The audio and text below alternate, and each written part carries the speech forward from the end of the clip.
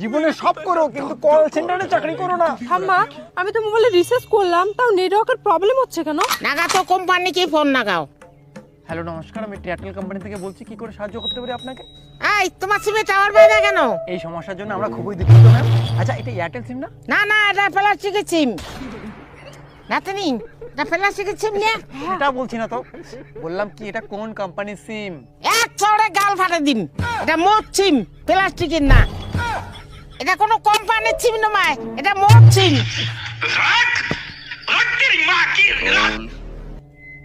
ঘন্টার মাথা বারবার ফোন করে রে। হ্যালো, হ্যালো নমস্কার ম্যাম, আপনার মোবাইলে রিচার্জ না থাকার কারণে ইনকামিং কল বন্ধ, মানে কোনো ফোন আসবে না, কারোরই ফোন আসবে না। আমার মোবাইলে যদি কোনো ফোন না ঢোকে, তা তোর ফোনটা কে করে ঢুকলো? তুই কি কবড়িয়াস?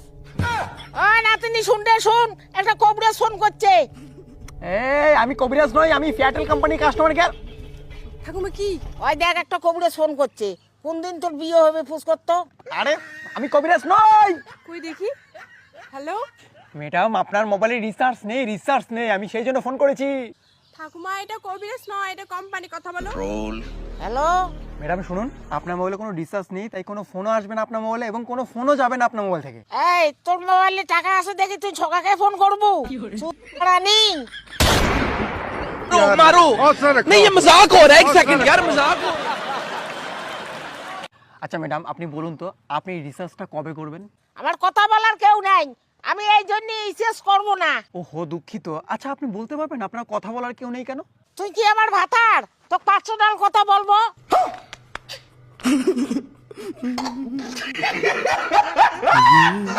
ছি, আপনার লজ্জা শরম নেই?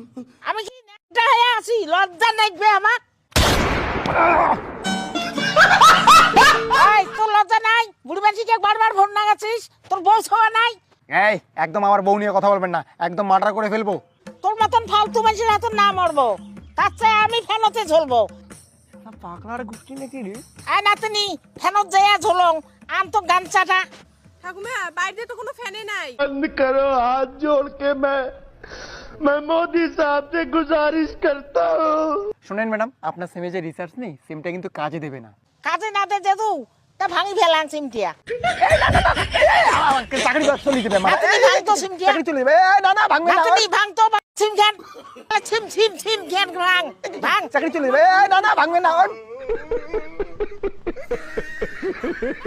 আপনি কেন আমার সাধারণ কথাটা বুঝতে পারছেন না? ও, আমি বুঝি না, আমি কি পাগল? না ম্যাডাম, আমি সেটা বলতে চাইনি। আপনি কেন পাগল হতে যাবেন? আপনি পাগল না।